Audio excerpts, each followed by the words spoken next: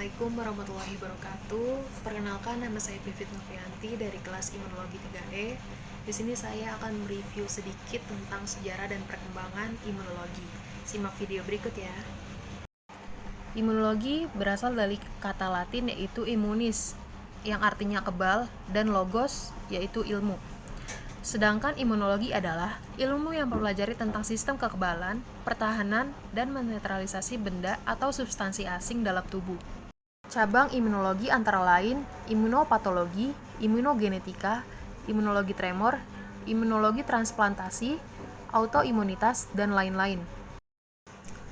Fungsi sistem imun yang pertama adalah untuk pertahanan, melindungi tubuh dari invasi penyebab penyakit, menghancurkan dan menghilangkan mikroorganisme atau substansi asing seperti bakteri, parasit, jamur, virus, tumor, serta sel-sel abnormal, termutasi atau ganas, serta menghancurkannya.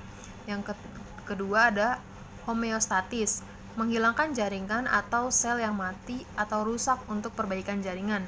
Yang ketiga surveillance, mengenali atau menghilangkan sel yang abnormal. Sasaran utamanya seperti bakteri patogen dan virus. Leukosit merupakan sel imun utama di samping sel plasma, makrofag, dan sel mast. Sistem imun yang sehat adalah sistem imun yang seimbang dan meningkatkan kemampuan tubuh dalam melawan penyakit. Sejarah perkembangan imunologi. Tahap pertama ada tahap empirik. Dikemukakan oleh Mithridates Eupatoris 6, raja di Pointis 132 sampai 63 sebelum Masehi. Supaya kebal, beliau meminum berbagai jenis racun, sedikit demi sedikit dikenal dengan Mithridatisme.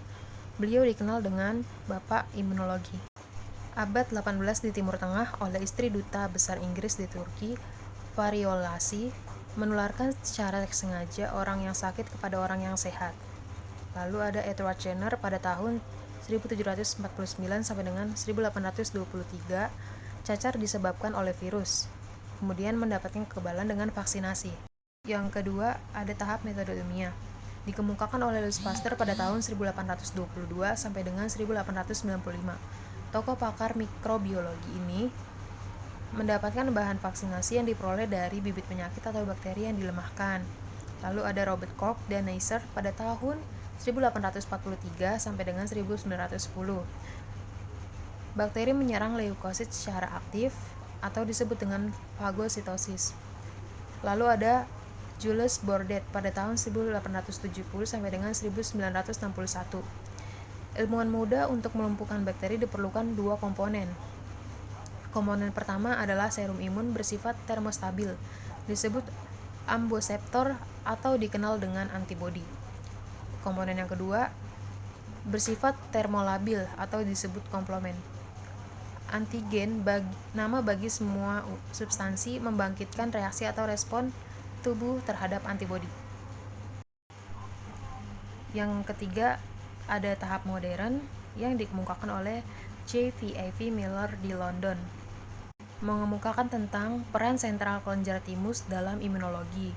Yang kedua ada Dowsett dan Snell, mengemukakan tentang pencakokan organ dan reaksi penolakan. Yang ketiga ada Milstein dan Kohler pada tahun 1984, mengemukakan tentang pembuatan antibodi monoklonal. Adapun manfaat imunologi bagi kesehatan. Yang pertama, sistem imun dapat dimanipulasi agar fungsi sistem imun dapat dikontrol untuk melawan penyakit.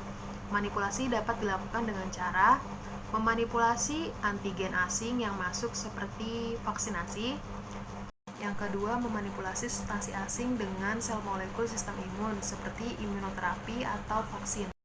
Yang kedua, reaksi imun in vitro dan in vivo dapat dimanfaatkan untuk diagnosis dan terapi penyakit infeksi. Antibodi terhadap virus atau bakteri dalam darah dipakai sebagai indikator perkembangan penyakit. Nah, setelah menonton video tadi pasti udah ada gambaran kan tentang imunologi itu apa. Semoga video yang saya berikan bisa bermanfaat. Sekian dari saya, kurang lebihnya mohon maaf. Wabillahi taufik wal hidayah. Wassalamualaikum warahmatullahi wabarakatuh.